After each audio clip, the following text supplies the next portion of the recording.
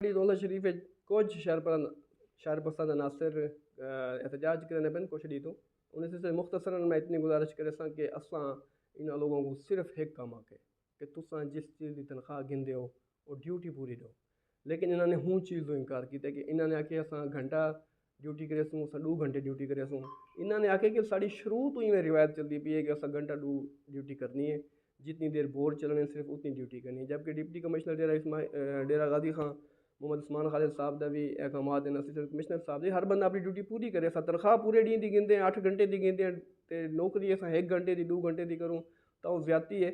इन्होंने लोगों ने जो एहतजाज किए उन्हें थले कमेंट्स में भी लोग लिखते पे कि अस तो जानते ही कोई नहीं कि तुम म्यूनसिपल कमेटी के मुलाजम हो, अस तो साफ ही समझते रह गए, अस तो इवें दुकानदार समझते रह गए।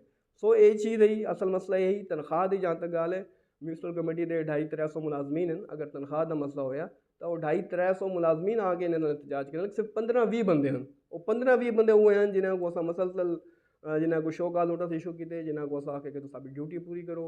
वाटर सप्लाई के मुलाजमीन हैं। बाकी म्यूनसिपल कमेटी में कई किस्म का भी अगर इशू हो तो बाकी लोग भी इन्होंने नाल आवे ना, बाकी कोई ब्रांच वाले लोग क्यों कोई ना।